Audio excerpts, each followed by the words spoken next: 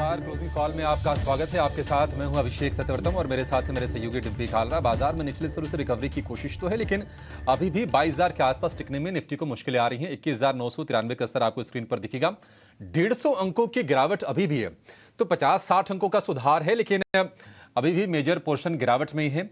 आप अगर advance decline ratio को देखेंगे तो वही वो भी यही संकेत दे रहा है कि जो मंदी के जो खिलाड़ी हैं, जो कमजोर बिकवाली वाले जो सौदे हैं, वो भारी पड़ रहे हैं तेजी के खिलाड़ियों पर। 953 शेयर हैं हरे निशान के साथ और उसके मुकाबले 1382 शेयर इस वक्त लाल निशान में कर रहे हैं कारोबार।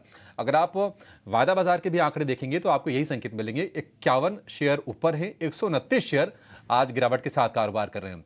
सेंसेक्स की बात करें तो करीब करीब यहां पर 450 अंकों के आसपास की गिरावट है। निफ्टी बैंक में 250 अंकों के आसपास की कमजोरी है। थोड़ी सी रिकवरी की कोशिश यहां पर भी हो रही है।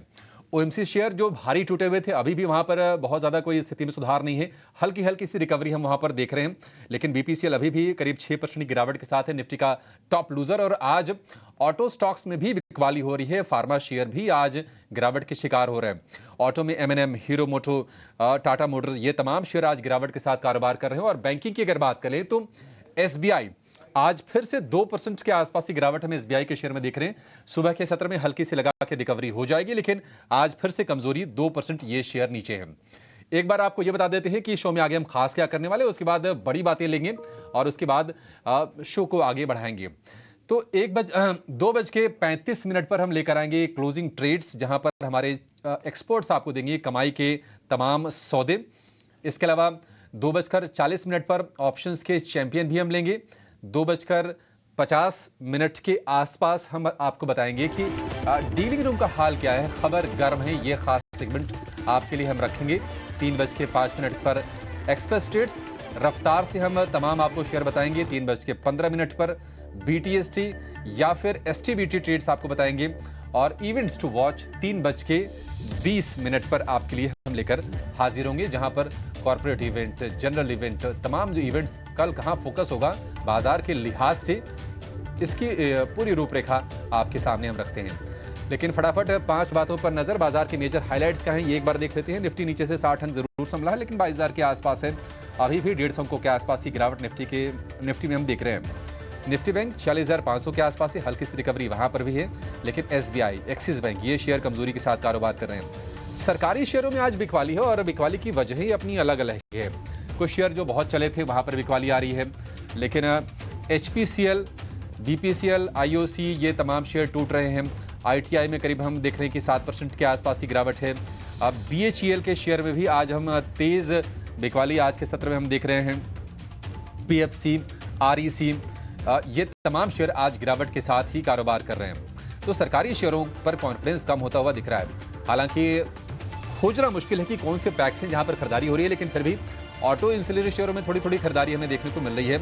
जमुना ऑटो में आज तेजी है। एसकेएफ, शेफलर, कुछ बेरिंग वाले स्टॉक्स वहां पर तेजी हमें देखने को मिल रही है। लेकिन फार्मा में दबाव है। बायोकॉन ने एरिस लाइफ साइंसेज के साथ एक डील की है। उस डील के बाद हम देख रहे हैं कि बायोकॉन के शेयर में कमजोरी है। टोरेंट फार्मा के शेयर में भी 4 से 6% के आसपास की कमजोरी हम देख रहे हैं। तो आज फार्मा स्टॉक्स थोड़ा सा मोमेंटम खराब करते हुए, और एनर्जी, ऑटो, यहां से बाजार का मूड खराब हो रहा है। एक बार फटाफट जरा वायदा का मूड चेक कर लेते हैं कि क्या रिकवरी बाजार में क्या और आएगी या फिर इन्हीं स्तरों के आसपास हम क्लोजिंग होते हुए देखेंगे। डिम्पी, करीब 170 अंक अभी भी निफ्टी नीचे है। थोड़ी सी रिकवरी अटेम्प्ट हुई थी, 22,000 के ऊपर निकला था इंडेक्स, लेकिन फिर से उसके नीचे कॉन्फिडेंस नहीं आ पा रहा है। आंकड़े क्या कह रहे हैं अभी? आंकड़े भी यही कह रहे हैं कि कॉन्फिडेंस नहीं आ पा रहा है। ऐसा नहीं कि बाजार अटेम्प्ट नहीं कर रहा ऊपर आने की। अभी आप देखो निफ्टी बैंक में बिल्कुल एक लास्ट में आपको माउंटेन बनता हुआ दिखेगा, ये वही अटेम्प्ट है, लेकिन ये फेल हो रही है। ये रेजिस्टेंस से टकरा के वापस आने वाली अटेम्प्ट है जो फेल हो रही है। पहले 22,000 का लेवल टूटा, चलिए वो तो समझ में आता है कि 22,000 का लेवल आपसे टूट गया, लेकिन क्या रिकवरी नहीं हो सकती थी? हो सकती थी। तो बाजार ने उस तर्ज पर या उस चरम पर बाजार ऊपर नहीं आ पा रहा है। वजह साफ है, कुछ हद तक कंसोलिडेशन का हिस्सा बाजार को अलाउ ही नहीं करने दे रहा। देखो आज रिलायंस आपको प्रेशर बना रहा है। आईटी का सेकंड डे मोमेंटम नहीं आया, ये डाउट रहता है मेरे को आईटी पे। और मेरा छठी बार ऐसा हुआ है कि जब मैं आईटी स्टॉक्स को देख रहा हूँ, लेकिन आईटी के अंदर सेकंड या थर्ड डे तक ये मोमेंटम कंटिन्यू नहीं हो पाता। जब तक ये नहीं होगा ये पूरा सेक्टर सुधरेगा ही नहीं। और आज आईटी इंडेक्स आपको देखो बिल्कुल लैकलस्टर है, आज दबा हुआ है, 200-250 पॉइंट नीचे है। कल इतना ही पॉइंट बढ़ा था, आज उतने ही पॉइंट वापस दे दिए। तो आप कैसे ट्रस्ट करोगे? इन्फोसिस दिखा दो एक बार जरा स्क्रीन पर, जबकि मैं बड़े शेयर्स की बात बोल रहा हूँ। छोटे तक तो मैं गया ही नहीं चेक करने के लिए कि वहाँ पे हो क्या रहा है। बड़े शेयरों में भी इतना बड़ा भयंकर डाइवर्जेंस है कि टीसीएस हल्का फुल्का हरे निशान में दिखेगा, बट इन्फोसिस आपको कहीं बढ़त में नहीं दिख रहा। तो ये जो प्रॉब्लम्स है ना, ये मार्केट की एक तरफा नहीं हो रही है, ये आपको जोर लगाना पड़ेगा। एक और चीज़, एफआईज की होल्डिंग में भी कोई बदलाव नहीं हो रहा। पिछले 7-8 दिन से आप देख पा रहे हैं मार्केट के अंदर होल्डिंग में नो चेंजेस हो रहा है। ये नो चेंजेस की होल्डिंग पे बाजार बढ़ा भी था और नो चेंजेस की होल्डिंग पे बाजार नीचे भी आ रहा है। तो बाजार को अपनी दिशा पकड़ने के लिए कुछ स्ट्रॉन्ग पिलर्स गाड़ने पड़ेंगे।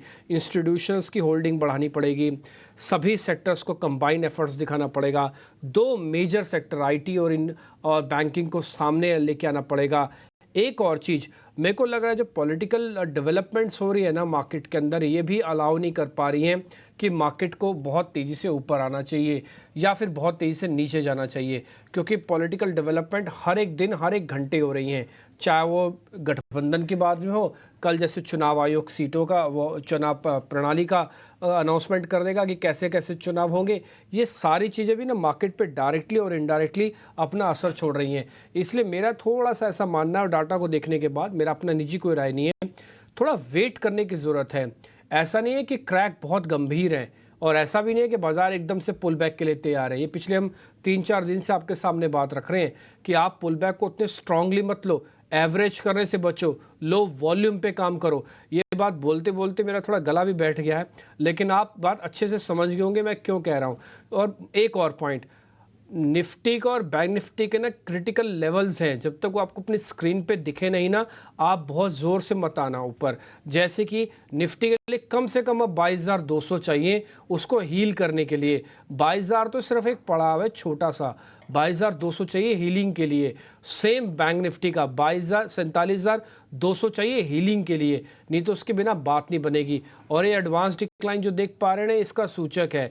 आपके पास बढ़ने वाले शेयर भी तो हैं, लेकिन गिरने वाले शेयरों की जो तादाद है वो कहीं ज़्यादा होने की वजह से बाजार अपने रेजिस्टेंसेस को ब्रेक नहीं कर रहा।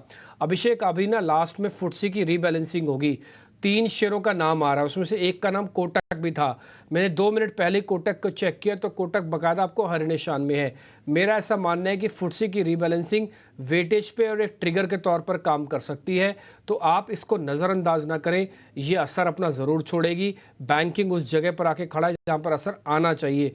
देखते हैं क्या होगा, बट आप वेट करें, लेवल्स जब तक पके नहीं, जोर से एंट्री करना नहीं, शांति से बैठे रहो, बाजार को देखो, ना गिरते समय ना बढ़ते समय अपनी इच्छाओं को पूरी तरह से काबू करके रखो। ठीक है। फुटसे की जो रीबैलेंसिंग है, कहाँ पर निवेश आएगा, उसमें एचडीएफसी बैंक का भी नाम है, आईसीसी बैंक का भी नाम है। तो ये भी आपको बताएंगे कि निवेश कहाँ पर आएगा, वॉल्यूम के हिसाब से कहाँ पर एक्शन हो सकता है। लेकिन अपने एक्सपर्ट्स को जोड़ लेते हैं।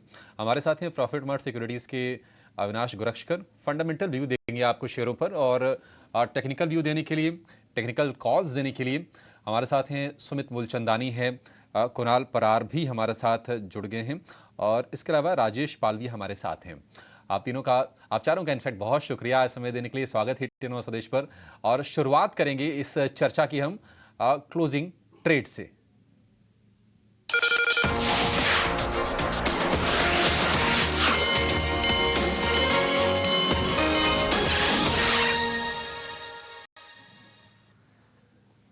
राजेश जी, शुरुआत आपसे करना चाहेंगे। बाजार तो आज कमजोरी है कल की रिकवरी के बाद, और आज रिकवरी रह रहे के थोड़ी थोड़ी कोशिश हो रही है, बट बहुत रंग नहीं ला पा रही है। आप अपने जरा स्टॉक्स बताइए सर, और ये बताइए कि क्या तेजी के सौदे आपके पास भी हैं या फिर कुछ बिकवाली भी करेंगे आप? Good afternoon Abhishek ji, good afternoon everyone. सो तेजी के ही सौदे हैं, और सौदे भी उन्हीं स्टॉक्स में जहाँ पे आउट परफॉर्मेंस है। और दो स्टॉक, जो हम 3 स्टॉक चुने उसमें से 2 stock all time high trajectory पे ट्रेड कर रहे हैं। उसमें पहला स्टॉक है भारती एयरटेल। एक सस्टेन बाइंग एक्शन स्टॉक में देखने को मिली है, और जिस तरीके से एक माइनर डिप हमने डे बिफोर यस्टरडे देखा था, उसके बाद स्टॉक में जो रिकवरी बनी है, और यहाँ पे अगर देखें तो पूरी सीरीज में अभी तक मार्च सीरीज में जो प्ले आउट हुआ है उसके अकॉर्डिंग स्टॉक में लॉन्ग बिल्टअप बने हुए हैं, और हमें लगता है कि यहाँ पे आउट परफॉर्मेंस कंटिन्यू रहेगा। तो भारतीय एयरटेल पे बाय करने की सलाह है और अपसाइड के टारगेट 1245 1250 तक एक्सपेक्ट कर रहे हैं। स्टॉप लॉस होगा 1195 के आसपास। जो दूसरा स्टॉक बाय करना है वो एक डिफेंसिव कैटेगरी में जिसको हम गिन सकते हैं एफएमसीजी पैक से कोलगेट पामोलिव। ये स्टॉक भी ऑल टाइम हाई ट्रेजेक्टरी पे ट्रेड कर रहा है।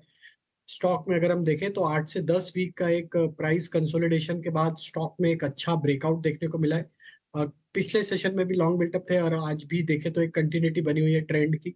तो कोलगेट पामोलिव पे बाय करने की सलाह है। अपसाइड के टारगेट हम एक्सपेक्ट कर रहे हैं स्टॉक में जो आ सकते हैं करीब 2780 2800 की तरफ स्टॉक बढ़ते हुए दिख सकता है। स्टॉप लॉस रखना होगा करीब 2700 के आसपास। तीसरा स्टॉक जो बाय करना है वो है अंबुजा सीमेंट। स्टॉक में एक करेक्शन का जो मूव आया था, stock almost 50 day moving average के आसपास तक करेक्ट होके एक रिकवरी वहां से बनाते हुए दिख रहा है। काफी स्ट्रांग पुल बैक था कल के सेशन में, आज भी फॉलोअप बाइंग एक्शन है। अंबुजा सीमेंट में आज के सेशन में देखें तो लॉन्ग बिल्टअप बनते हुए दिखे डेटा में। हमें लगता है यहाँ पे एक आउट परफॉर्मेंस कंटिन्यू रह सकता है। 620 तक के अपसाइड के टारगेट एक्सपेक्ट करें अंबुजा सीमेंट में और स्टॉप लॉस रखेंगे करीब 590 के आसपास। तीन और तीनों के तीनों तेजी के ही सौदे हैं। अंबुजा 620 के टारगेट। कोलगेट की बात करें तो आज हमने भी आपको नोटिस करवाया था ये शेयर और हमारे एक्सपर्ट्स के रडार पर भी था। कोलगेट 2780 2800 तक के टारगेट। और भारतीय एयरटेल, इसमें भी खरीदारी की सलाह है। 1245 और 1250 के दो लक्ष्य राजेश जी की तरफ से 1195 रुपए के स्टॉप लॉस के साथ आपको ये खरीदने हैं। कुणाल जी, आप क्या सलाह दे रहे हैं सर? आपकी नजर कहां पर है बाजार में? वेल अभिषेक जी, मेरी नज़र भी यहाँ पे अभी फिलहाल पॉजिटिव का ही है। मैं दो स्टॉक है वो बाई साइड के ही है। पहला स्टॉक है जहाँ पे एक अच्छी खासी मोमेंटम का एक्सपेक्टेशन रख रहा हूँ, एचडीएफसी लाइफ। आप अगर इसका डेली चार्ट देखो तो काफी अच्छी मोमेंटम एचडीएफसी लाइफ में फिलहाल हमें देखने को मिल रही है। अगर मैं इसका डेली चार्ट पुल करता हूँ, स्टॉक ने आज नो डाउट अच्छे खासे गेन तो पोस्ट किए हैं, लेकिन पिछले कई दिनों की जो रेंज बाउंड मोमेंटम है उसका ब्रेकआउट भी दिया हुआ है। एंड लगातार स्टॉक अगर देखने जाए तो 50 एमए के ऊपर ट्रेड कर रहा है, जो एक पॉजिटिव सेंटीमेंट की बात कर रहा है यहाँ पे। तो एचडीएफसी लाइफ यहाँ पे खरीदारी करके चलने की सलाह है। अगर मैं टारगेट और एसएल की बात करता हूं तो टारगेट मेरा ऊपर में 655 का पहला आएगा एंड दूसरा टारगेट 695 का होगा। लोअर लेवल पे हम जो एसएल की बात करेंगे वो कल के दिन का जो लो है 598, उसका मेरा यहाँ पे एसएल आ जाएगा। दूसरा जो कॉल है वो है दीपक फर्टिलाइजर। ये भी मेरा अभी फिलहाल बाइंग साइड का ही है। अगर आप इसका 2 दिन का चार्ट देखें, कल नो डाउट परसों नो डाउट एक अच्छी खासी बिकवाली स्टॉक में हमें देखने को मिली, लेकिन कल के दिन में बुलिश हरामी कैंडलस्टिक्स फॉर्मेशन स्टॉक ने यहाँ पे बनाया है। और अगर मैं वीकली चार्ट पे देखने जाऊँ तो वीकली चार्ट पे जो इसका पहला एक रेजिस्टेंस था, उसी सेम रेजिस्टेंस के लेवल का कल के दिन में इसने सपोर्ट लिया हुआ है और अर्ली चार्ट पे स्टॉक ने अच्छा खासा ब्रेकआउट भी दिखाया है। तो दीपक फर्टिलाइजर यहाँ पे खरीदारी करके चलने की सलाह है। 490 के अराउंड स्टॉक ट्रेड कर रहा है। मैंने जब दिया था तब 484 था, 480 था। अगर कोई भी गिरावट आती है up to the level of 485, खरीदारी करके चलने की सलाह है 450 के एसएल के साथ। टारगेट हमारा सबसे पहला रहेगा वो 510 का है। जैसे 510 क्रॉस होगा 550 तक के भी टारगेट दीपक फर्टिलाइजर में हमें देखने को मिल सकते हैं। ठीक है, तो दो खरीदारी की सौदे कुणाल जी की भी तरफ से, दीपक फर्टिलाइजर हैं और एचडीएफसी लाइफ है। सुमित जी, आपकी नजर कहां गए सर? आप क्या रेकमेंड कर रहे हैं? क्या आपके भी खरीदारी के ही सौदे हैं क्या? हाँ, गुड आफ्टरनून टू ऑल। तो बिल्कुल यहाँ पे अभी भी खरीदारी की तरफ ही हमारे पे ध्यान रहेगा, लेकिन जो स्टॉक्स हम ऐड करेंगे वो ऐसे हैं कि जो अपने प्रीवियस सपोर्ट से पुल बैक दे रहे हैं, अपने मूविंग एवरेजेस को सपोर्ट करके पिछले 2 दिन से काफी अच्छा एक पुल बैक भी आया हुआ है। तो हमें लग रहा है कि यहाँ पे आप एडिशन कर सकते हैं 1 से 3 महीने के नजरिए के लिए। तो जो पहला स्टॉक रहेगा वो रहेगा IB real estate. Current market price है 115 116 का। देखिए, स्टॉक ने अपना एक वीकली जो प्रीवियस रेजिस्टेंस था उसको रिटेस्ट किया, 100 डे मूविंग एवरेज को हर बार रिटेस्ट किया है। तो यहाँ पे लग रहा है कि इस पे फिर से एक बूम आ सकती है और न्यू हाई की तरफ अप्रोच कर सकता है। तो यहाँ पे आप मेंटेन कीजिए 94 का stop loss for the target of 150। जो दूसरा स्टॉक है वो है सीजी पावर। सीजी पावर ने देखिए कंटिन्यू कंसोलिडेशन दिखाया है। स्टॉक ने न्यू हाई बनाया था नवंबर में, उसके बाद स्टॉक कंसोलिडेशन में और अभी भी यहाँ पे खासी गिरावट नहीं है। और जो आज का वीकली क्लोजिंग है यहाँ पे 480 के ऊपर अगर आता है तो हाईएस्ट वीकली क्लोजिंग भी देगा। हमें लग रहा है कि आने वाले दिन में अगर मार्केट रिबाउंड के अच्छे चांसेस दे रहा है तो बिल्कुल ये न्यू हाई की तरफ जा सकता है। Current market price is around 477। 560 का टारगेट रहेगा और 420 का स्टॉप लॉस रहेगा। ठीक है, ये 2 शेयर सुमित जी की तरफ से। लेकिन अब आज हम देख रहे हैं कि ओएमसी स्टॉक्स में यानी कि ऑयल मार्केटिंग कंपनियों के शेयरों में बहुत तेज गिरावट है। हल्की हल्की रिकवरी आ रही है, लेकिन अभी भी काफ़ी ज़्यादा पिटाई के शिकार हो रहे हैं। और उसके पीछे की वजह यह है कि कंपनियों ने पेट्रोल डीजल के दाम 2 रुपये प्रति लीटर घटाने का फैसला किया है। लेकिन इससे कंपनियों के मुनाफे पर, कंपनियों के मार्जिन पर कितना असर पड़ेगा, ज़रा ये समझ लेते हैं। क्योंकि ये शेयर गिर रहे हैं, उसके पीछे वजहें वही हैं और ये वजहें ब्रोकिंग फर्म्स ने भी हाईलाइट की है। पूजा हमारे साथ जुड़ गई है पूरी की पूरी डिटेल लेकर।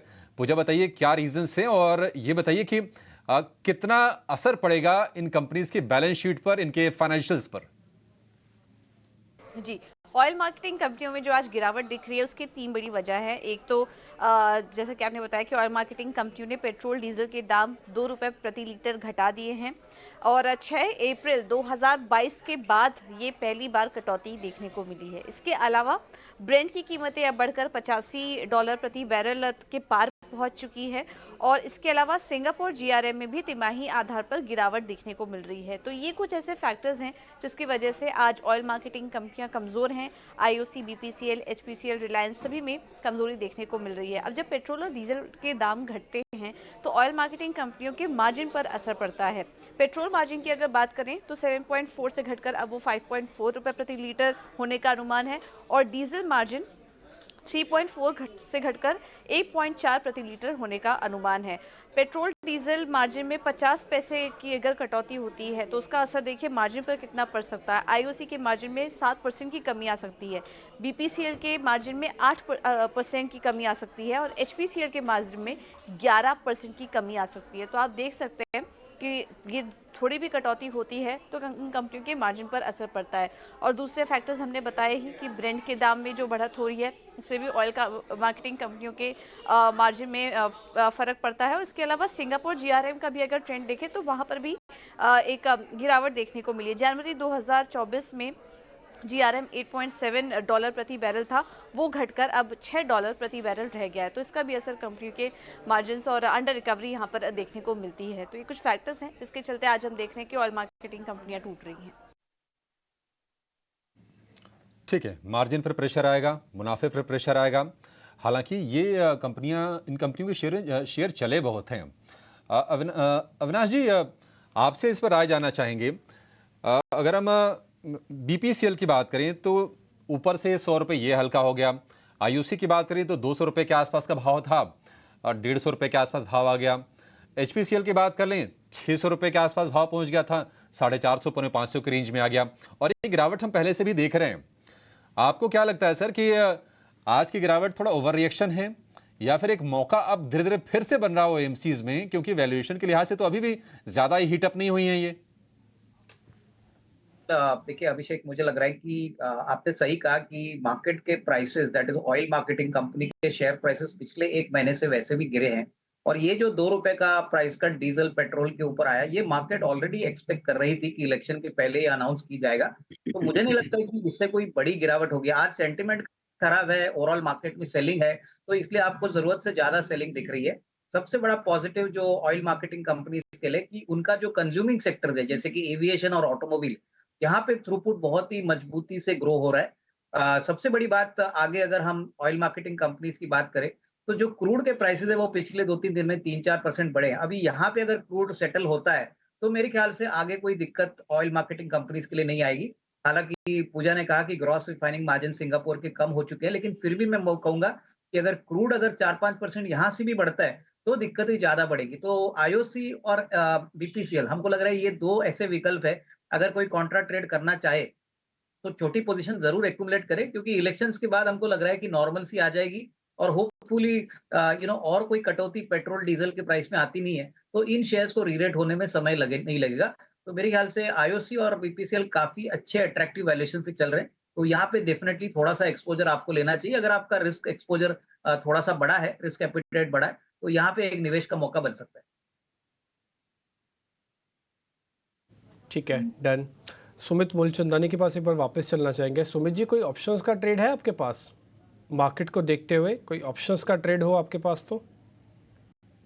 डिम्पी जी थोड़ा सा वेट एंड वॉच का सिनारियो है। देखिए निफ्टी ने जो फॉल दिया है अगर आप नोट करेंगे तो स्पॉट लेवल पे 21,900 का डबल बॉटम बनाया है, लेकिन इसी तरह से ऊपर में एक रेजिस्टेंस है 22,080 का। तो मैं वेट करूंगा, अगर मार्केट इसके नीचे या ऊपर जा रहा है तो ही अकॉर्डिंगली हम ट्रेड लेंगे न्यू। ठीक है राजेश सर, आपके पास कोई सौदा? तो आई थिंक देखिए हमें लगता है कि इंडेक्स में तो अभी थोड़ा सा वेट एंड वॉच ही रहेगा ऑप्शंस में, लेकिन स्टॉक स्पेसिफिक हमें लगता है कि यहाँ पे ट्रेड लिया जा सकता है। काफी स्टॉक्स है जहाँ पे अब लोअर साइड से एक रिकवरी बनते हुए दिख रही है, और अपने प्रीवियस लोज को भी काफी स्टॉक्स ने डिफेंड किया है, जिसमें कि हमने कुछ स्टॉक्स की ऑलरेडी चर्चा की। भारती कोलपाल और अंबुजा सीमेंट, ये तीन स्टॉक हमें पसंद आ रहे हैं। तो यहाँ पे ट्रेड लिया जा सकता है, इनको ऑप्शन के थ्रू भी लिया जा सकता है। अगर यहाँ पे एक और स्टॉक जो देखा जा सकता है ऑप्शन में, वो हमें लगता है कि यहाँ पे अडानी पोर्ट को यहाँ पे फोकस में रखना चाहिए। ये स्टॉक में भी हमें लगता है कि एक मोमेंटम आज के सेशन के लिए तो नहीं, लेकिन एक या दो ट्रेडिंग सेशन के हिसाब से अगर किसी को ट्रेड करना है तो अडानी पोर्ट में यहाँ पे हमें लगता है कि एक अच्छी रिकवरी आते हुए दिख सकती है मंडे के सेशन में।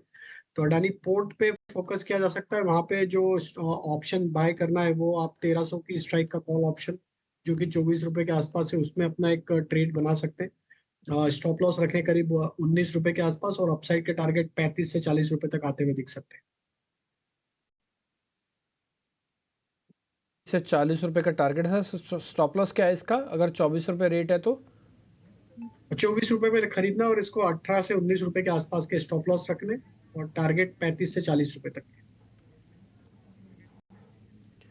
ठीक है, एक बार अडानी पोर्ट के ना 1300 की कॉल लिखो, अडानी पोर्ट 1300 लिखोगे कॉल अपने आप आ जाएगी, और आप देखोगे 24 रुपये का रेट होगा, उसका सामने भी चल रहा होगा, और आपका जो टारगेट है 35 से 40, 18 से 19।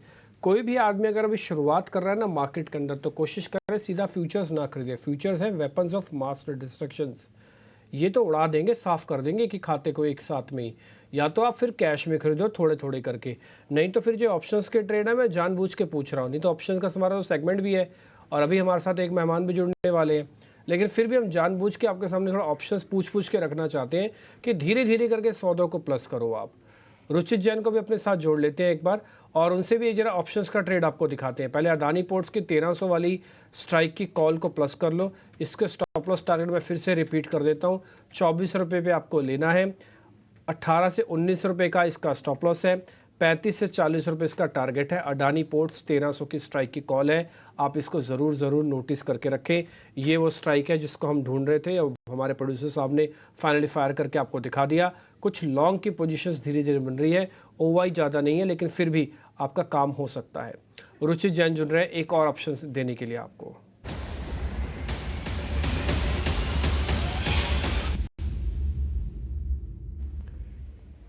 रुचि जी, हमने अडानी पोर्ट्स का एक ऑप्शन अभी राजेश सर से ले लिया है, आपके पास कौन सा ट्रेड है? जी वेरी गुड आफ्टरनून डिम्पी जी। डिम्पी जी ऑप्शंस में मेरा ट्रेड ब्रिटानिया में है आज। सो आइडियली आप देखेंगे जो रीसेंट करेक्टिव फेज मार्केट्स में रहा है उसमें ये एफएमसीजी स्पेस के कुछ चुनिंदा स्टॉक्स ने का रिलेटिव आउट परफॉर्मेंस दिखाया है और एक कंसोलिडेशन से बाहर निकल रहा है ब्रिटानिया। सो यहाँ पे हमें लग रहा है कि एक अच्छी तेजी आने वाले हफ्ते में शॉर्ट टर्म में बन सकती है। तो यहाँ पे एक स्प्रेड देना चाहूंगा, बुल कॉल स्प्रेड। सो बुल कॉल स्प्रेड तब देते हैं जब व्यू तेजी का हो, लेकिन ऊपर जब रेजिस्टेंस के ऊपर के कॉल ऑप्शन हम बेचते हैं। तो 5000 का कॉल ऑप्शन खरीदना है और ऊपर 5200 का कॉल, 5200 थोड़ा सा out of the money call है, वो सेल करना है। नेट प्रीमियम आउटफ्लो आपका 62 रुपए के आसपास होगा, जिसपे 34 का स्टॉप लॉस लगाना है और 108 के टारगेट्स अगले हफ्ते में एक्सपेक्ट कर सकते हैं। तो यहाँ पे 5600 का रिस्क रहेगा ये स्टॉप लॉस अगर ट्रिगर होता है तो, और सामने 9200 का प्रॉफिट पोटेंशियल है। ठीक है, डन। ये ऑप्शंस का ट्रेड आपको एक एक की क्वांटिटी में रखना है, एक एक की कैलकुलेशंस है। बुल का स्प्रेड बिल्कुल साफ होता है कि जहाँ पे खड़े हो उसको प्लस करो और ऊपर जहाँ पे आपको रेजिस्टेंस दिखे वो हिस्सा बेच दो।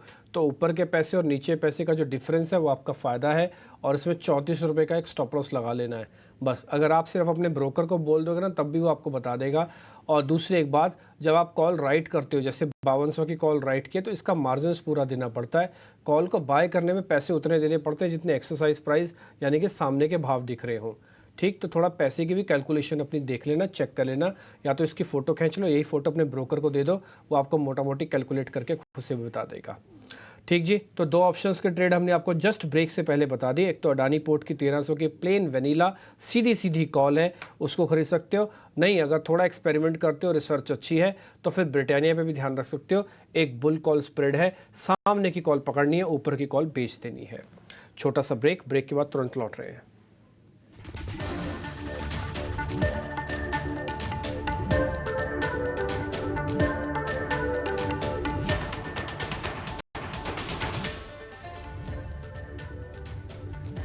स्वागत है आपका फिर से क्लोजिंग कॉल में। हल्की हल्की रिकवरी फिर से अटेम्प्ट होती हुई दिख रही है निफ्टी पर। 22,000 के ऊपर फिर से निफ्टी निकल गया है।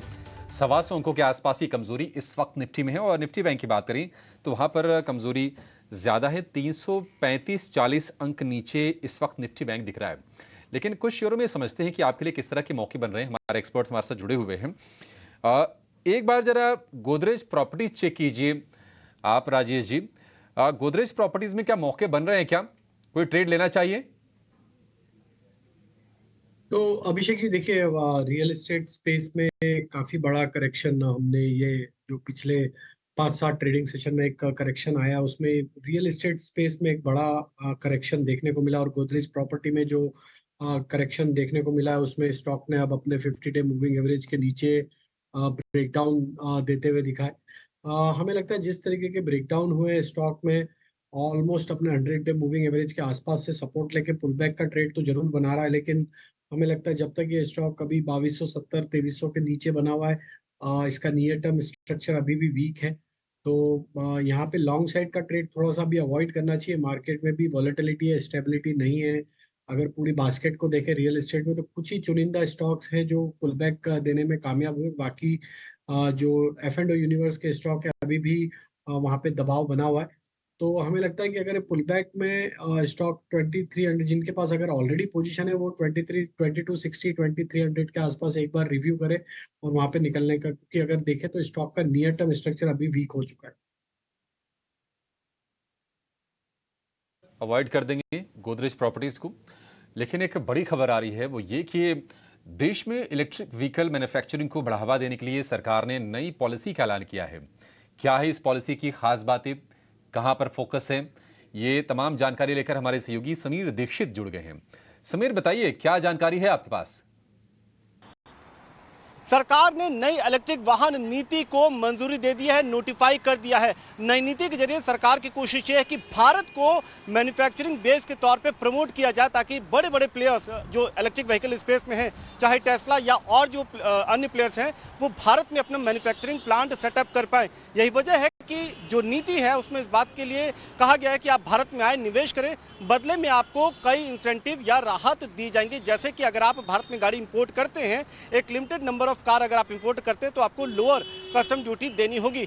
जो नीति है उसमें साफ तौर पे कहा गया कि जो मिनिमम निवेश करना होगा प्लेयर को, वो 4150 करोड़ रुपए का होगा। हालांकि मैक्सिमम की कोई लिमिट नहीं है। इसके साथ ही साथ पूरी प्रक्रिया होने के बाद 3 साल के भीतर आपको मैन्युफैक्चरिंग प्लांट लगाना होगा और प्रोडक्शन स्टार्ट होने के 3 साल के भीतर आपको 25% का लोकलाइजेशन लेवल अचीव करना होगा और 5 साल के भीतर 50% लोकलाइजेशन आपको अचीव करना होगा। बदले में सरकार ने ये छूट दी है कि आप 5 सालों तक के लिए एक लिमिटेड नंबर जो कार की है वो आप इंपोर्ट कर सकते हैं और उस पर आपको लोअर कस्टम ड्यूटी देनी होगी, मात्र 15% की। लेकिन इससे फायदा ये होगा कि 3 से 5 सालों में भारत में एक मार्केट तैयार हो जाएगा। मैन्युफैक्चरिंग सेटअप के होने से क्या होगा कि उनकी गाड़ी सस्ते यानी कि कंपिटिटिवली वो कम दाम में यहाँ पर बना पाएंगे और इससे यहाँ लोकल वेंडर्स को भी जबरदस्त तरीके से फायदा होगा। तो सरकार ने नई नीति को मंजूरी दे दी है, जिसके जरिए कोशिश यही है कि जो ईवी स्पेस में दिग्गज प्लेयर हैं टेस्ला जैसे, वो भारत में आए और निवेश करें और यहाँ पर मैन्युफैक्चरिंग प्लांट लगाए। जाहिर तौर पे जो भारत में लोकल वेंडर्स हैं उनके लिए भी यहाँ पर उनका बिजनेस बढ़ता हुआ, दायरा बढ़ता हुआ साफ तौर पे नजर आ रहा है। ठीक है, शुक्रिया समीर। तो बाहर की जो बड़ी कंपनियां हैं, टेस्ला समेत, इनफैक्ट चाइना की BYD भी अब तो भारत में अपनी कारें बेचती है, तो उन कंपनीज के लिए ये पॉलिसी मददगार साबित होगी। हालांकि अगर हम लिस्टेड स्पेस की बात करें, अपनी घरेलू कंपनियों की बात करें, तो सबसे जो डोमिनेंट प्लेयर है वो है टाटा मोटर्स, जिसकी आप कई सारे इलेक्ट्रिक व्हीकल्स सड़कों पर देखते होंगे। तो निश्चित तौर पर उसके लिए भी यहाँ से कुछ फ़ायदा हो सकता है। टाटा मोटर्स हालांकि आज करीब 2% गिरावट के साथ ये शेयर ट्रेड कर रहा है, 950 रुपये के आसपास का भाव है। लेकिन बाजार बंद होने में करीब करीब आधे घंटे के आसपास समय रह गया है। एक बार जरा एक रिकैप कर लेते हैं कि आज के मार्केट में क्या हुआ, खबरों के दम पर कहां ज्यादा एक्शन दिखा, लेकर आएंगे मार्केट एट 3।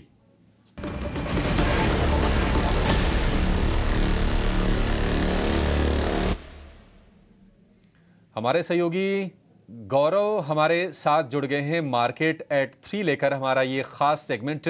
गौरव बताइए, कौन सी खबरें, कौन से शेयर, एक्शन कहां पर हुआ आज? जी हाँ, तो सबसे पहले एक्शन की बात करें तो सबसे पहले बात करते हैं स्पाइसजेट की, क्योंकि अभी कंपनी ने कहा है कि अभी हज ऑपरेशंस को बूस्ट करने के लिए कहीं पे उन्होंने 2 नए एयरक्राफ्ट जो कि A340 एयरक्राफ्ट है वो डिप्लॉय करने की सोची है। और इसके साथ साथ हमने कल ये भी देखा कि स्पाइसजेट ने लीज एग्रीमेंट फाइनलाइज किया था 10 एयरक्राफ्ट ऐड करने के लिए। और इसी सब के चलते हुए अगर हम शेयर प्राइस की भी बात करें तो शेयर ऑलमोस्ट 10% से ऊपर है आज के ट्रेड में। दूसरी बात करते हैं शक्ति पंप्स की। ये कंपनी की अगर बात करें तो कंपनी को कहीं पे 3500 solar photovoltaic water pumping system को डिलीवर करने का ऑर्डर मिला है और इस ऑर्डर की वैल्यू होने वाली है 93 करोड़ रुपीस। और इसी दम पे अगर कंपनी के शेयर प्राइस की बात करें तो शेयर प्राइस आज ऑलमोस्ट 5% से ऊपर है। एक अपर सर्किट कंपनी ने हिट किया है। अगली बात करते हैं हिंदुस्तान कॉपर की, जहाँ पे कॉपर प्राइजेस की अगर हम बात करें एक मैक्रो लेवल पे तो कॉपर प्राइजेस में एक काफ़ी अच्छी रैली हमें देखने को मिली है। $9,000 का जो मार्क है वो कॉपर प्राइजेस ने कहीं पे क्रॉस किया है। और इसी के चलते हुए अगर हम प्राइजेस के हिस्टोरिकल लेवल की भी बात करें तो ये अप्रैल 2023 से एकदम हाईएस्ट लेवल है। और इसी के चलते हुए हिंदुस्तान कॉपर में भी हमें कहीं पे बाइंग देखने को मिली थी और ये स्टॉक जो है वो 4% तक ऊपर गया था आज के ट्रेड में। अगली बात करते हैं KSB लिमिटेड की, जहां पे कंपनी ने 267 करोड़ का एक ऑर्डर जो है वो विन किया है। और ये ऑर्डर जो रहेगा उसका ये ऑर्डर बेसिकली पंप्स को सप्लाई करने का है तमिलनाडु में। और इसी को चलते हुए हमने देखा कि ये स्टॉक भी कहीं पे फोकस में रहा था इन्वेस्टर्स के और स्टॉक ने 1.6% का रिटर्न्स ऑलरेडी दे चुका है आज के दिन में। आखिर में बात करते हैं GMR एयरपोर्ट्स की, क्योंकि कंपनी ने अपना मंथली अपडेट दिया है और अगर मंथली अपडेट की बात करें तो काफ़ी अच्छे नंबर्स आए हैं GMR एयरपोर्ट पे। डोमेस्टिक ट्रैफिक जो है वो 18% से बढ़ा है GMR एयरपोर्ट पे।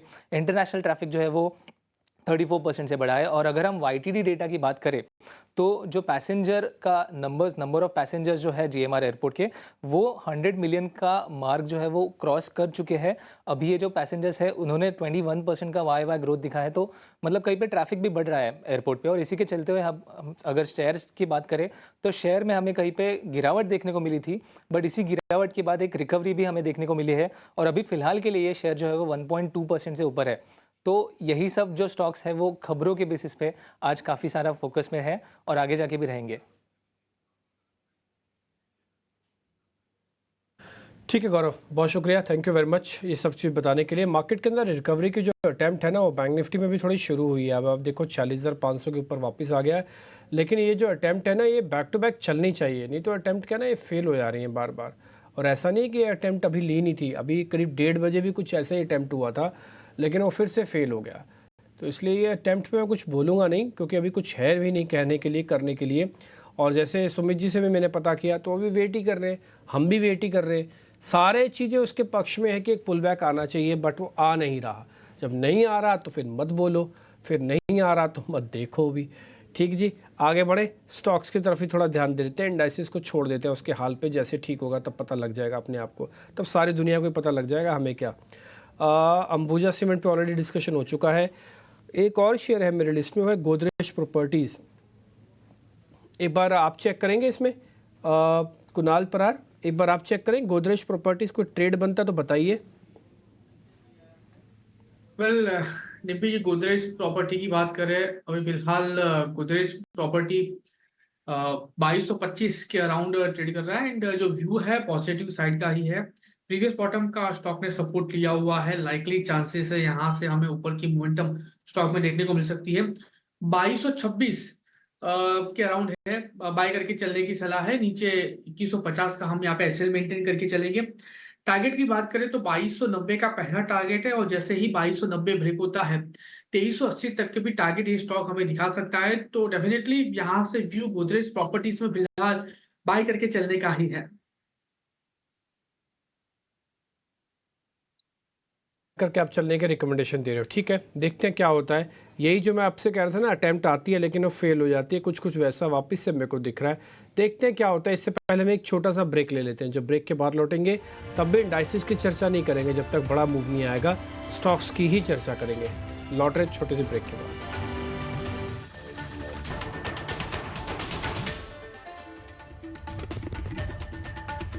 स्वागत है आपका फिर से क्लोजिंग कॉल में। बाजार में हम देख रहे हैं कि गिरावट के साथ एक रेंज का ही कारोबार हो रहा है, लेकिन स्टॉक्स में शफलिंग जरूर हो रही है। इस वक्त एमएनएम का शेयर है दिन के निचले स्तर पर और बीपीसीएल में देख रहे हैं कि ये थोड़ी सी रिकवरी आ रही है। आज 560 रुपए के आसपास का लो है, लेकिन अब 585 रुपए के आसपास ये शेयर ट्रेड कर रहा है। तो स्टॉक्स में हरकत है, उसकी चर्चा भी करेंगे, लेकिन एक बार डीलिंग रूम का चेक ले लेते हैं और ये समझते हैं कि वहां पर किस शेयर को लेकर खबर गर्म है।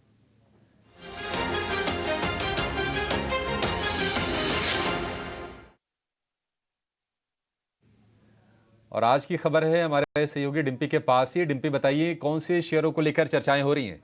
देखिए, ऑटो एंसिलरीज के अंदर आपको मालूम है कि बाइंग हो रही है और उसी का ही एक काउंटर है रिको ऑटो। इस पे आप ज़रूर ध्यान रखिएगा। आप डेली चार्ट चेक करेंगे टेक्निकल्स में कोई भी, तो उनको थोड़ा आइडिया लग जाएगा कि मैं किस बारे में जिक्र कर रहा हूँ। कुछ चार्ट्स तो है ही मजबूत।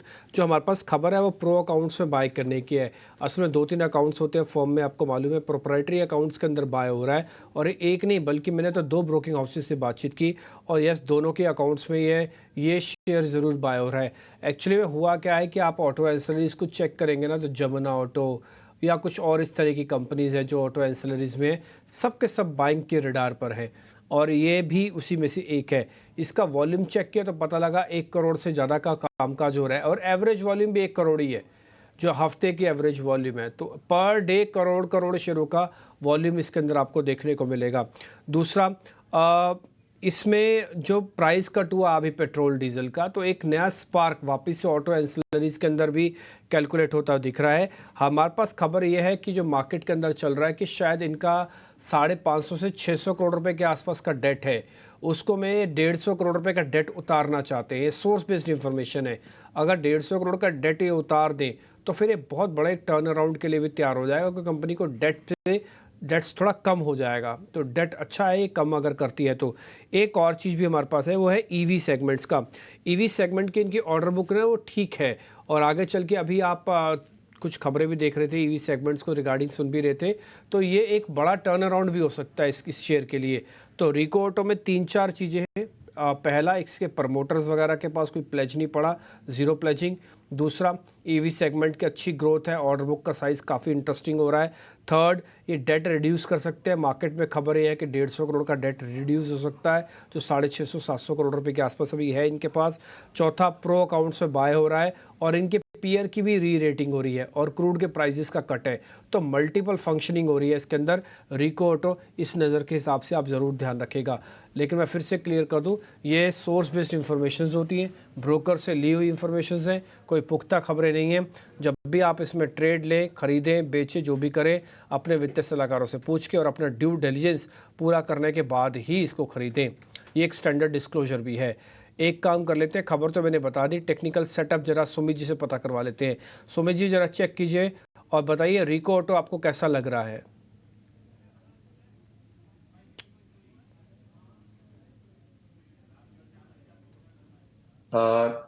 देवी जी, देखिए स्टॉक में काफी ज्यादा वॉलेटिलिटी है, लेकिन अगर आप ओवरऑल स्ट्रक्चर देखेंगे तो पॉजिटिव है। पिछली बार भी स्टॉक ने न्यू जो हाई बनाया था, ये जो फ्रेश ब्रेकआउट आया था वो आया था फरवरी और मार्च 1 को। तो स्टॉक अभी भी देखा जाए तो near by the resistance level पे ही सपोर्ट लेके बाउंस हो रहा है, तो बिल्कुल आप यहाँ पे भी एडिशन कर सकते हैं। और अगर स्टॉक कभी भी नीचे down side till the level तो 120 आ रहा है तो एडिशन कीजिए। यहाँ पे मैं स्टॉप लॉस मेंटेन करना चाहूंगा 110 का, और स्टॉक जो अपना न्यू हाई अगर क्रॉस कर रहा है तो 143 के ऊपर मुझे लग रहा है कि स्टॉक 160 तक भी जा सकता है। तो बिल्कुल आप पॉजिटिव रहिए और जिनके पास है आप होल्ड की पोजीशन बनाए रखें। से होल्ड की पोजीशन बना के रखिए। हमारे पास जो खबर है वो प्रो अकाउंट्स होते हैं। Pro accounts typically proprietary accounts, बड़े अकाउंट्स होते हैं, ठीक है। मान लो एक फर्म का या मेरा अपना निजी अकाउंट प्रो अकाउंट्स हो गया।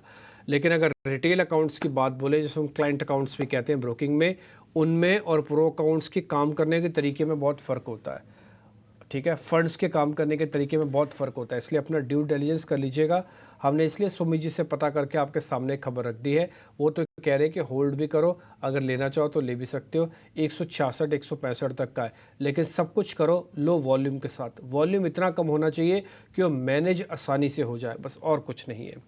आगे बढ़े। इंडिया विक्स इस समय बिल्कुल फ्लैट होकर कामकाज कर रहा है, यानी कि जिसको हम कहते हैं ना सारे आंकड़े आपके फिट हैं। एक बार जरा एडवांस डिक्लाइन और दिखा देंगे। एडवांस डिक्लाइन भी बहुत ज़्यादा ख़राब नहीं होनी चाहिए, जो F&O वाली एडवांस डिक्लाइन है, अगर वो उसमें थोड़ा और तेज़ी से सुधार हो जाए तो फिर आपका काम बन सकता है। ये एडवांस डिक्लाइन है, 55 शेयर्स अभी भी ऊपर खड़े हैं। ये अगर थोड़े डिक्लाइंस वाले घट के 100 आ जाएँ और वहाँ से 70-80 शेयर हो जाएँ तो आप आज बेस मान लीजिएगा कि मार्केट 46,500 और 22,000 के ऊपर क्लोज करके जा रहा है। तो क्रिटिकल सपोर्ट्स के ऊपर क्लोज करके जाएगा, फिर देखेंगे क्या का क्या होता है।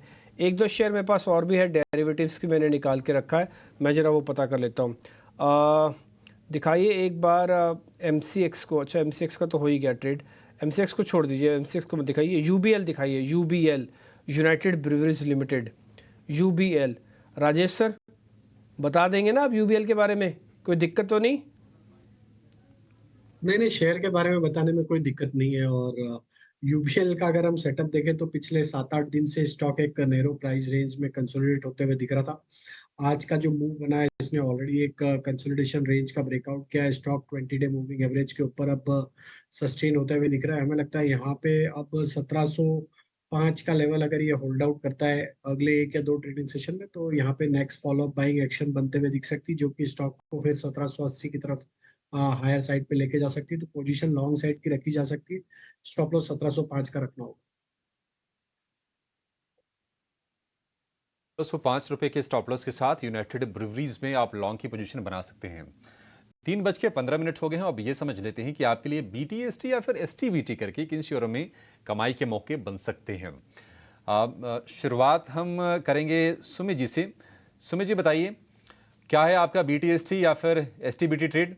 एक हो तो एक बताइए, दो हो तो दो भी बता सकते हैं आप। जी बिल्कुल, जो सबसे पहला नजर रहेगा वो UPL पे रहेगा। देखिए UPL ने एक डबल बॉटम टाइप का फॉर्मेशन बनाया था 450 का, और काफी अच्छा यहाँ से मूव दिया है डे हाई की तरफ ही। अभी भी स्टॉक ट्रेड कर रहा है। तो करंट मार्केट प्राइस है 476, 463 का एक स्टॉप लॉस मेंटेन कीजिए, और हमें लग रहा है कि स्टॉक यहाँ पे 510 तक भी मूवमेंट दे सकता है आज कल या परसों तक।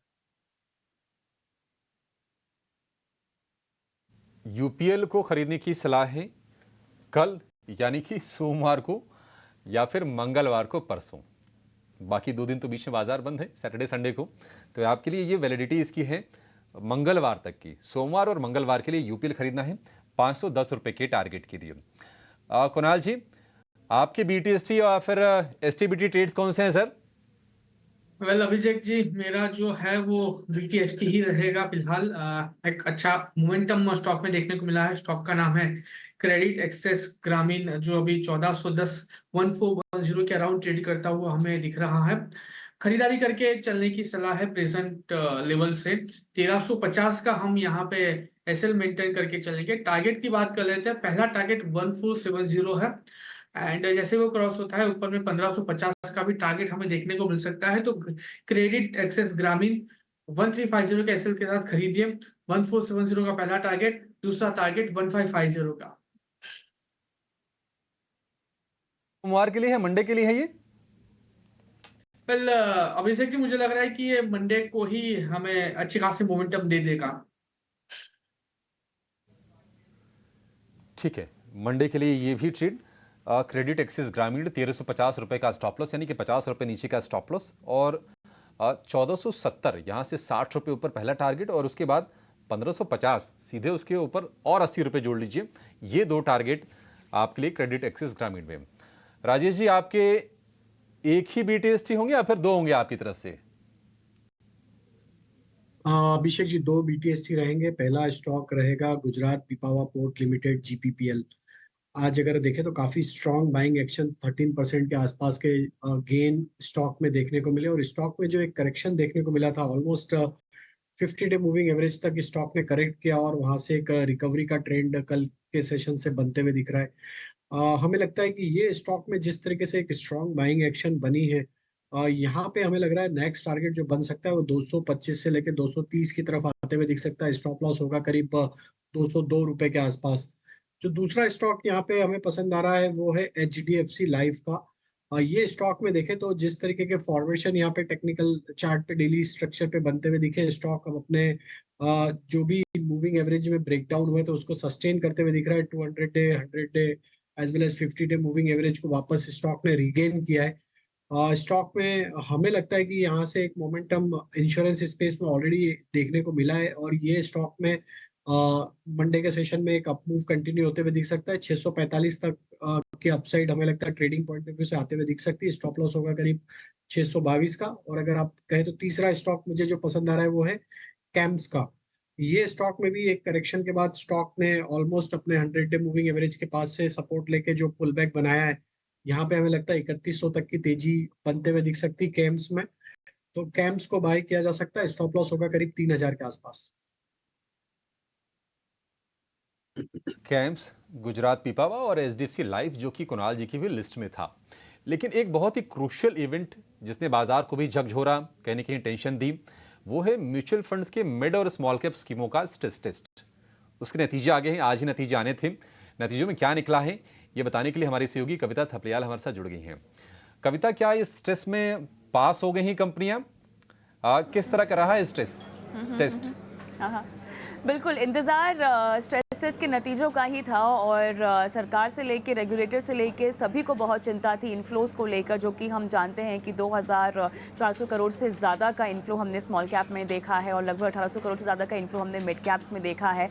एक फ्रॉड बिल्डिंग या बबल को लेकर जो तमाम एक्सपर्ट्स भी चिंता जो है जता चुके हैं, उसी को ध्यान में रखते हुए अब स्कीम्स जो है मिड कैप और स्मॉल कैप स्कीम्स जो है वो किस तरह से क्राइसिस सिचुएशन में, अगर मान लें हम कि कोई क्रैश आ जाता है मार्केट में या बहुत ज़्यादा उतार चढ़ाव आ जाता है, ऐसे में जिन निवेशकों ने मिड कैप और स्मॉल कैप फंड्स खरीद रखे हैं वो जब रिडेम्पशन करने जाएं और सब अगर एक साथ रिडेम्पशन करने जाएं तो क्या ये स्ट्रेस को फंड्स हैंडल कर पाएंगे या नहीं, क्या वो सक्षम है? तमाम पैरामीटर्स पर ये स्ट्रेस टेस्ट किया गया है और जो रिजल्ट निकल कर आया है वो कुछ मायनों में चौंका देने वाला है और कुछ मायनों में एक्सपेक्टेड ही है।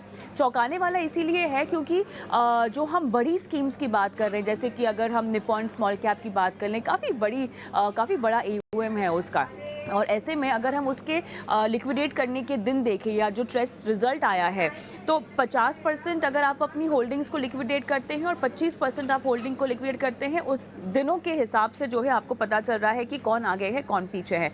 निपॉन का क्योंकि मैंने जिक्र किया है तो देखिए यहाँ पर ये 25% उनकी जो होल्डिंग है वो लगभग 13 दिन में वो एग्जॉस्ट कर रहे हैं और 27 दिनों में वो 50% होल्डिंग्स जो हैं वो अपनी लिक्विडेट कर सकते हैं। इसके अगर हम देखें जो टॉप 5 नेम्स है जहां पर सबसे ज़्यादा समय लग रहा है और बहुत लोकप्रिय स्कीम्स है, देखिए SBI स्मॉल कैप 60 दिन लगाएगी लिक्विडेट करने में, 50% का आपका पोर्टफोलियो, उनका पोर्टफोलियो 25% के लिए 30 दिन ले रही है। कोटक स्मॉल कैप आप देखिए लगभग 33 दिन ले रही है 50% लिक्विडेट करने के लिए, 17 दिन ले रही है 25% लिक्विडेट करने के लिए।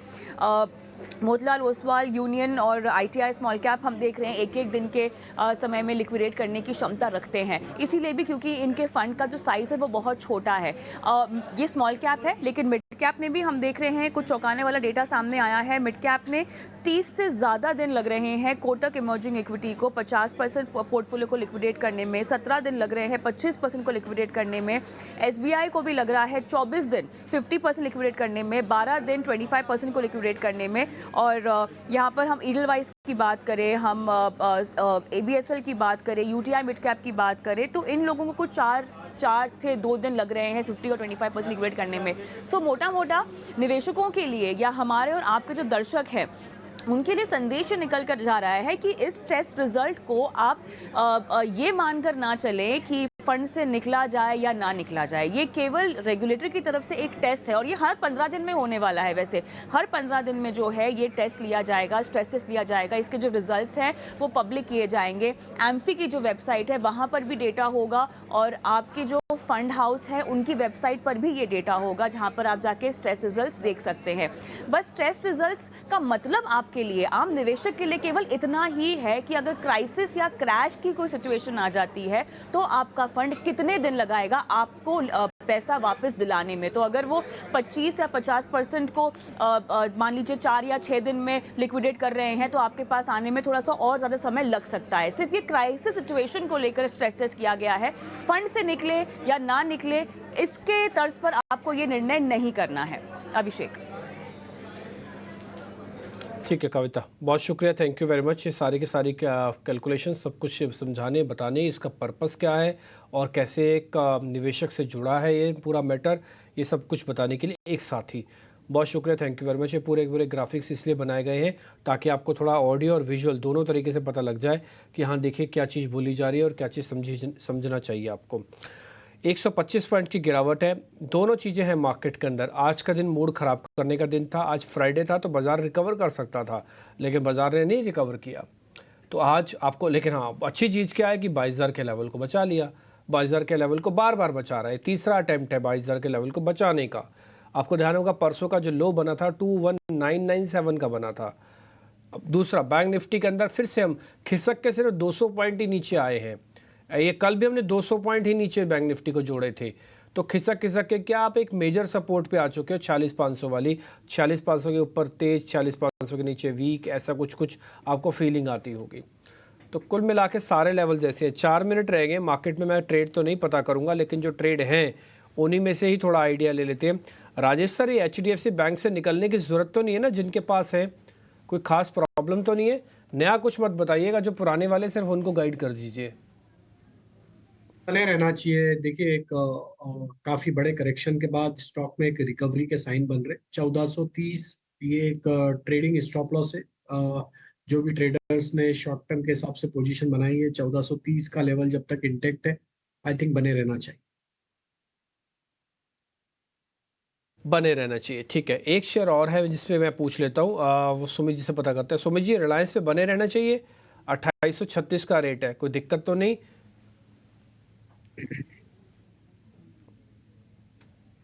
डिम्पी जी, यहाँ पे चार्ट स्ट्रक्चर मुझे वीक लग रहा है। जब आप lower time frame to daily को देखेंगे तो एक ट्रेंड लाइन का ब्रेक डाउन आया हुआ था और अपने पिछले स्विंग का भी ब्रेक डाउन आया हुआ है। तो अगर मैं लेवल फ्यूचर के हिसाब से देखूँ तो 2900 का लेवल काफी इंपॉर्टेंट था, वो ब्रेक हो चुका है। तो मुझे लग रहा है कि यहाँ पे वीकनेस और भी बढ़ सकती है।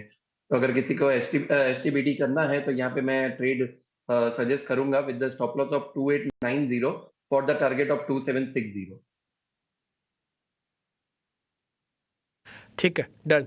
तो ये हमने सिर्फ 2 बड़े शेयर्स के बारे में व्यू पॉइंट पता कर लिया। पुराना अब आप सिर्फ मैनेज करो। मैंने कई बार बोल रहा हूँ, मेरे सहयोगी जब मेरे से क्वेश्चंस पूछते हैं तो मैं तब भी ये बात बोलता हूँ कि जो है उसको सिर्फ मैनेज तो करो, आपको मिल जाएगा सुख, आ जाएंगे रेट, आ जाएगा, सब कुछ ठीक हो सकता है। लेकिन अभी का जो टफ टाइम है जो मार्केट के अंदर चल रहा है उसको तो ठीक करो। स्मॉल कैप और मिड कैप की जो आज की क्लोजिंग है दिल को तसल्ली दे सकती है कि एक तो स्ट्रेस टेस्ट का बुखार उतर गया और उसके रिजल्ट्स आ गए, बाज़ार ने भी थोड़ा उसको हाथों हाथ लिया, कोई ज़्यादा डैमेज नहीं हुआ। और इससे पहले जो डैमेज होना था वो अफवाहों से थोड़ा ज़्यादा हो गया, रियलिटी से थोड़ा कम हो रहा है। तो ये चीज़ मार्केट के अंदर समझने की है, जानने की है। बड़ी हैरानी की बात है कि आज आप क्लोजिंग के लेवल्स जो देख पा रहे हैं निफ्टी के, वो करीब करीब वही लेवल्स हैं जिस लेवल्स के आसपास हमने परसों भी क्लोज किया। अगर मैं कल के सेशन को हटा दूं तो ऑलमोस्ट निफ्टी के लेवल आपको वही 997, 996 वैसे ही आपको बनते हुए दिख रहे हैं। शायद इसी पे ये लास्ट टिक भी दे देगा आपको। तो बाज़ार बिल्कुल था नहीं देके जा रहा है कि आपको और रिकवरी कराएगा कि और टूटेगा, लेकिन एक सिल्वर लाइनिंग छोड़ के जा रहा है कि अगर सब कुछ इसी नंबर्स में आप डिस्काउंट कर दो बैड को तो फिर मैं ठीक होने की आदत सी डाल दूंगा आपको। आज का जो सेशन था मार्केट के लिहाज से जिनमें आज बढ़िया ट्रेड हुए, मैं ज़रा वो शेयर्स भी आपके सामने लेके आता हूँ। 1 मिनट के बाद बाज़ार बंद हो जाएगा। UPL आज का दिन बढ़िया है और UPL अभी आपको BTST सौदा दिया है सुमित जी ने। मेरा भी ऐसा मानना है कि UPL अगर अपने आप को ठीक कर रहा है टफ टाइम में तो कोई तो बात है UPL के अंदर। ये ऐसे कैसे हो गया कि चलते बाज़ार में नहीं चल रहा था और गिरते बाज़ार में चल रहा है, डेज हाई पे क्लोज कर रहा है, रीस्ट्रक्चरिंग कर रहा है, दूसरा बॉटम बना रहा है। तो ये कहीं ना कोई बड़ी बात है कि 500 के ऊपर आके भी ट्रेड कर जाए। भारतीय एयरटेल के अंदर लॉन्ग बिल्डअप हो रहा है, बजाज फाइनेंस के अंदर लॉन्ग बिल्डअप हुआ, और इसके अलावा अडानी एंटरप्राइजेस के अंदर भी आज लॉन्ग आउट बिल्टअप हुआ। अडानी ग्रुप के शेयर्स के अंदर री रेटिंग सी हो रही है। कल चुनावों की ना तारीख आ जाएगी, तो चरणों को भी किस किस चरण में कैसे कैसे चुनाव आ रहे हैं, कितनी सीटों के लिए चुनाव हो रहे हैं, इसका सीधा सरोकार तो नहीं है बाजार से, बट इनडायरेक्टली सरोकार रह सकता है बाजार से कि कितना गैप किस पार्टी को कहाँ पे मिल रही है और किसकी कितनी पोजीशनिंग है। जब पॉलिटिकल डिबेट छिड़ेगी तो बाजार के अंदर उसको अभी हवा आएगी ज़रूर। तो 1000 शेयर एडवांसेस के अंदर है, इतने बुरे नहीं बंद हुए हैं और 1300 शेयर डिक्लाइंस के साथ हैं। हाँ, लेवल के हिसाब से एक अच्छी चीज़ हमको मिल रही है और बुरी चीज़ भी है। जैसे मैंने बताया, अच्छी चीज़ ये है कि 46,500 के ऊपर और वो करीब 22,000 के आसपास बंद हो रहा है। और बुरी चीज़ ये है कि आपको फ्राइडे का दिन था रिकवरी करने के लिए, स्ट्रेस टेस्ट का पॉजिटिव रिजल्ट थे, तो आपने रिकवरी फिर क्यों नहीं की, ये क्वेश्चन हो सकता है बुल्स का बियर से। लेकिन ये देखते हैं, हो सकता है इसके लिए अगला हफ्ता लग जाए। कुछ बड़े शेयरों में हमने जैसे HDFC रिलायंस के बारे में पता कर लिया, एज सच कोई बड़े क्रैक तो नहीं दिख रहे हैं। ठीक है जी, तो आज की हमको क्लोजिंग मिल रही है और आज मार्केट ने किया क्लोज और इस क्लोजिंग के लेवल्स पे डॉट वही लेवल मिले 21,996 जो परसों के पैनिक लो है। तो बाज़ार अभी इसी लेवल पे आके रुक रहा है। ये दूसरा ऐसा दिन है या दूसरी बार ऐसा पड़ाव है जब 22,000 के आसपास है। हम ओवरसोल्ड हैं पुट कॉल रेशियो के हिसाब से। देखते हैं अब क्या होता है। चर्निंग का हिस्सा मार्केट के अंदर ज़रूर मिलेगा। अभी आप केमिकल शेयर्स थोड़ा देख पा रहे हैं, कुछ इंश्योरेंस के शेयर्स देख पा रहे हो आप, ये अपनी अपनी धीरे धीरे करके जगह बना रहे हैं। FMCG ने अपनी जगह बनाई है, कोलगेट, टाटा कंज्यूमर्स, ये कुछ एक शेयर्स आपको अपनी स्क्रीन पर दिख रहे होंगे। बहुत बहुत शुक्रिया, thank you very much Rajesh sir, आज आपने टाइम निकाला, अच्छे से बातचीत हुई आपसे। और बहुत शुक्रिया कुणाल परार आपका भी आज कार्यक्रम में जुड़ने के लिए। Sumit ji thank you very much, आज अपने टाइम निकाला, आपसे बातचीत हुई, इसके लिए बहुत शुक्रिया। और अविनाश सर तो थोड़ा पहले चले गए, तो उनको शुक्रिया था हम यहीं से भावनाओं से दे देते हैं, उन तक पहुंच ही जाएगा। जैसे स्पेक्ट्रम होता है ना, आपको सिग्नल दिखते नहीं है लेकिन अब तक पहुंच ही जाते हैं। आप कमरे में बैठिए, या ड्राइंग रूम में बैठिए, या बाहर बैठिए, ऐसी हमारी अच्छी भावनाएं भी अविनाश जी तक पहुंच ही जाएंगी फैलते हुए हवा में। अविनाश सर आपका भी बहुत बहुत शुक्रिया, थैंक यू वेरी मच। मेरे को और अभिषेक को इजाज़त दे सकता है, अगला कार्यक्रम आप जरूर देखिएगा, उसमें कल की तैयारी भी है और कुछ और इम्पोर्टेंट खबरें भी हैं जो 18 स्वदेश पे आपको लगातार दिखते रहेंगे। समझते रहिएगा, नमस्कार।